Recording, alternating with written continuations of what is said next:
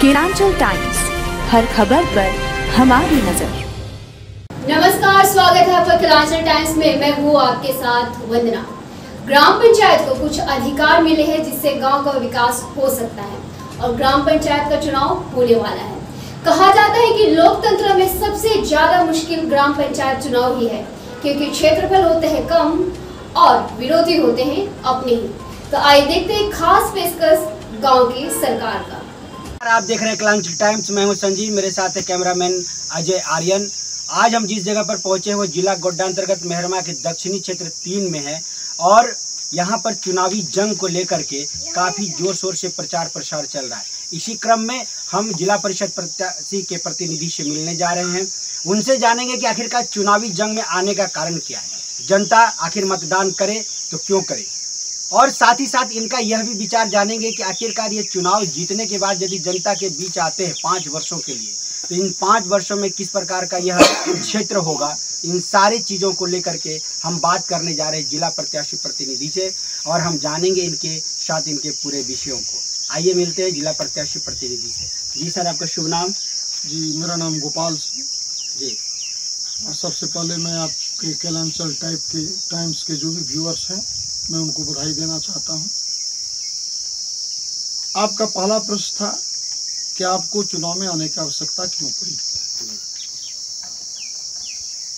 झारखंड में 2010 में पहला पंचायत का चुनाव हुआ, दूसरा चुनाव 2015 में हुआ, 20 में चुनाव होना था लेकिन कोरोना की वजह से चुनाव नहीं हो पाया।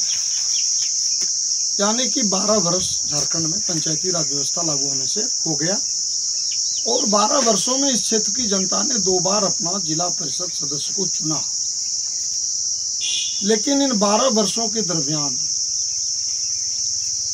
जिला परिषद के सदस्य एक भी बार गांव में नहीं आए, एक भी बार टोले मोहल्ला में नहीं आए, या देखने वो नहीं आए कि इस टोला के लोगों को जो मकान विहीन लोग हैं उनको मुखिया ने मकान दिया या नहीं दिया, जो वृद्ध हैं उनको पेंशन दिया या नहीं दिया, हमारी जो बहनें कम उम्र में विधवा हो गई उन्हें विधवा पेंशन मिला या नहीं मिला, दलितों के बस्ती में, दलितों के टोला में, अल्पसंख्यकों के टोला में पेयजल का व्यवस्था है कि नहीं, वहाँ के स्कूलों में बच्चों को जो मध्याह्न भोजन दिया जा रहा है उसमें बच्चों को दूध, अंडा, फल, हरी सब्जी मिल रहा है कि नहीं मिल रहा है।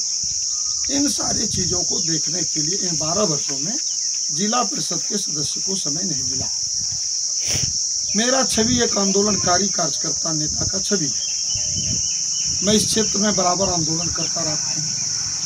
नहर को बनाने की बात हो, सोनेपुर नहर की बनाने की बात हो, बलबड्डा को ब्लॉक बनाने की बात हो, बलबड्डा इलाके में पावर ग्रिड लगवाने की बात हो, इस क्षेत्र में धान क्रय केंद्र खोलने का बात हो, बलबड्डा का +2 विद्यालय जो गोड्डा जिला का बहुत ही बेस्ट +2 विद्यालय है, जिनके पास 50-60 एकड़ जमीन है, और हमारे यहाँ डिग्री कॉलेज नहीं है। डिग्री कॉलेज भागलपुर में है, साहिबगंज में है, गोड्डा में है, 50 किलोमीटर दूरी हो जाता है डिग्री कॉलेज का। तो हमारे यहाँ जो किसान हैं, जो मजदूर हैं, वो अपने बच्चों को उच्च शिक्षा नहीं दे पाते हैं।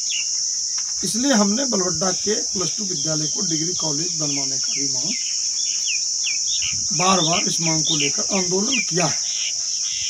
तो हमारे आंदोलन से प्रभावित होकर एनटीपीसी के खिलाफ हमने आंदोलन किया, लोगों को शुद्ध पेयजल गंगा का बंटवाया, गांव-गांव में कैंप लगवा कर लोगों का इलाज करवाया।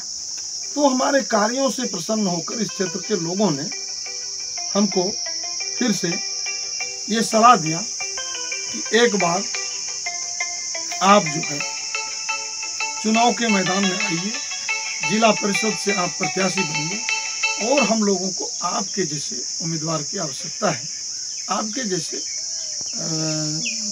कार्यकर्ता की आवश्यकता है जो बिल्कुल समाज के लिए है और समाज का ही कार्य करता है। इसलिए मैं इस बार चुनाव के मैदान में हूँ और चुनाव के मैदान में आने के साथ ही मैंने लोगों से घोषणा किया है, लोगों के सामने ये बात रख दी है कि 27 तारीख को चुनाव है। अगर इस क्षेत्र की जनता मेरी पत्नी ममता सिंह को अगर अपना जिला परिषद सदस्य चुन लिया तो 5 तारीख से, दिन भी तिथि भी मैंने लोगों को बता दिया, 5 तारीख से हम लोग एक्शन मोड में आ जाएंगे। गांव गांव में आकर, टोले टोले में आकर, मोहल्लों में आकर लोगों के साथ ग्राम सभा बुलाएंगे। और अब तक किन किन लोगों को आवास नहीं मिल पाया, किन लोगों को पेंशन नहीं मिला, इसका क्या कारण था? बच्चों को स्कूल में अब तक दूध, अंडा, सब्जी, फल क्यों नहीं मिल रहा था? इन सारे चीज़ों का हम एक समीक्षा करेंगे और सूची बनाएंगे और इन सारी बातों को जिला पदाधिकारी, प्रखंड विकास पदाधिकारी, अनुमंडल पदाधिकारी के सामने रखकर मैं जनता के लिए विकास का कार्य करूँगा। दिया जा रहा है बराबर मैं उन सेंटर पर जाकर उन सभी सेंटरों का मॉनिटरिंग करता हूँ। लोगों को भोजन मिल रहा है कि नहीं, लोगों को कम्बल मिला है कि नहीं, लोगों को बेड मिला है कि नहीं, इन सारी बातों को लेकर मैं बराबर क्षेत्र में रहा और लोगों को कोविड के बारे में बताता भी रहा। लोगों ने मेरी बात को माना, क्योंकि जब मैं आंदोलन करता हूँ, जब मैं रेल जाम करता हूँ, जब बलबड्डा को ब्लॉक बनाने के लिए बैठता हूँ, सोनेपुर सिंचाई परियोजना को, सुंदर नहर को, हथिया नाला को, धरातल को उतारने की बात करता हूँ, तो लोगों का अपार स्नेह हमें प्राप्त होता है और जनता का यह अपार स्नेह ही हमें इस बार चुनाव के मैदान में खींचकर लाया है।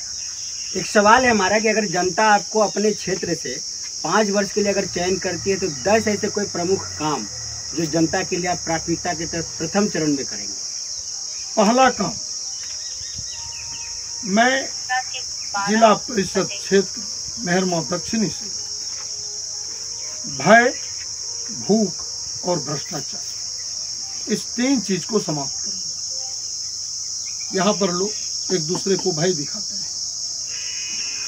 भ्रष्टाचार पंचायती राज में चरम सीमा पर है।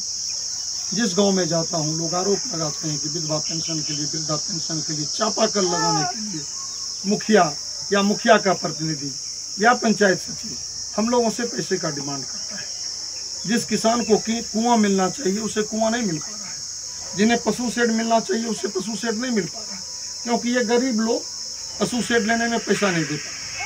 तो सबसे पहले मैं इस क्षेत्र से भय, भूख और भ्रष्टाचार को समाप्त करूँगा। दूसरा काम, हर टोले में शुद्ध पेयजल का व्यवस्था करवाऊंगा। एक भी वृद्धा पेंशन से, विधवा पेंशन से वंचित नहीं रहेगा। एक भी भाई बेघर नहीं रहेगा। एक भी टोला सड़क विहीन नहीं रहेगा। कहीं कच्ची रास्ता नहीं रहेगा। एक भी बच्चा भूखा नहीं सोएगा जिनका राशन कार्ड आज तक नहीं बना, और कुछ लोगों का राशन कार्ड बनने के बाद भी उसको अनाज नहीं मिल रहा है। इन सारी बातों को मैं सुदृढ़ करूंगा और जनता के लिए कार्य करूंगा। और हमारा जो ध्येय पहला है कि इस क्षेत्र के विकास के लिए बलबड्डा को ब्लॉक होना जरूरी है। इस क्षेत्र के विकास के लिए बलबड्डा +2 विद्यालय को कॉलेज होना जरूरी है। इस क्षेत्र के किसानों को उसके अनाज का समुचित दाम मिले, इसके लिए यहाँ पर FCI का गोडाउन होना जरूरी है। मैं इन सारी चीज़ों को सरकार के सामने रखूंगा और मैं मानता हूँ कि जब भी मैंने आंदोलन किया, जब भी सरकार पर दबाव बनाया, तो हमारा दबाव काम आया है, जनता का काम हुआ है। और इस बार जनता के प्रतिनिधि के रूप में जब हम सरकार के सामने इन सारी बातों को मजबूती से रखेंगे।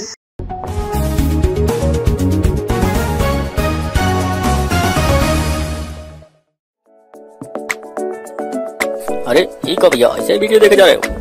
तनिका सब्सक्राइब कर लो और हाँ, घंटा का बटन जरूर दबाना, तब हमारे वीडियो का नोटिफिकेशन सबसे पहले मिलेगा। यहाँ वहाँ का देखा तो हम तो क्या ही कहते हैं, जल्दी दबाओ।